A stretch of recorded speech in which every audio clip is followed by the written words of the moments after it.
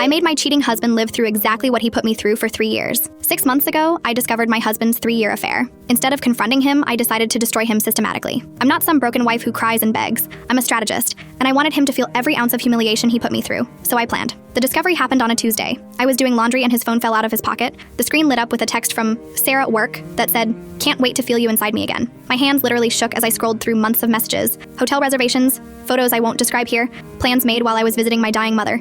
3 goddamn years, 3 years of working late and team building events, and you're being paranoid, honey. But here's the thing, confronting him would have given him the power. He would have cried, promised to change, maybe even ended it temporarily. Then what? I forgive him and spend the rest of our marriage wondering if he's doing it again? I wanted him to understand what betrayal actually feels like, so I became a detective. I documented everything. Screenshots, receipts, locations. I even hired a private investigator to get photos of them together. The whole time, I played the loving wife, made his favorite dinners, laughed at his jokes, was intimate with him while knowing where he'd been. That part nearly broke me. Lying there afterward, knowing he'd been with her that same day, feeling like my skin was crawling, but I needed him to trust me completely before I destroyed him. For 6 months, I gathered evidence while pretending everything was normal. Then I put my plan into action. First, I applied for jobs at companies where his colleagues worked, using his professional references without permission. Suddenly, his boss was getting calls asking about my extensive collaboration with my husband on projects that didn't exist. His reputation for honesty started crumbling. Then I found Sarah's husband on Facebook. Nice guy. 2 kids. No idea his wife was having an affair with my husband in hotel rooms every Tuesday and Thursday. I sent him everything the day before their anniversary dinner. Everything. The fallout was immediate. Sarah's husband confronted her at the restaurant.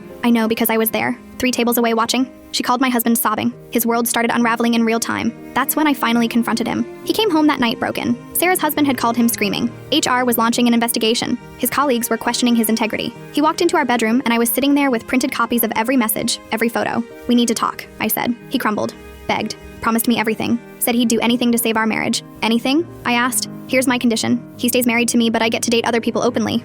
Just like he did to me for 3 years. He gets to experience the humiliation of knowing his wife is with someone else while he pretends everything is fine." He was desperate enough to agree. So now we're in this twisted marriage where I go on dates and he has to smile through family dinners knowing I was with someone else the night before. Last week, my sister asked how things were going between us while I was still wearing another man's cologne. The look on his face was exactly what I needed to see. But here's what I didn't expect. Watching him suffer is bringing up feelings I wasn't prepared for. Sometimes I catch him staring at me with this broken expression, and for a split second, I remember why I fell in love with him. Then I remember Sarah's texts and the feeling passes. Our couples therapist says this arrangement isn't sustainable or healthy, that I'm perpetuating a cycle of abuse instead of healing. But she doesn't understand. I need him to feel that powerlessness, that constant anxiety of wondering where I am and who I'm with, the humiliation of people knowing but not being able to say anything. Maybe I'm becoming the monster he created. Maybe I've already gone too far. But when I see him lying awake at night, probably wondering if I'm thinking about someone else, I think, good, now you know how it feels. Am I wrong for this? Have I crossed a line I can't come back from?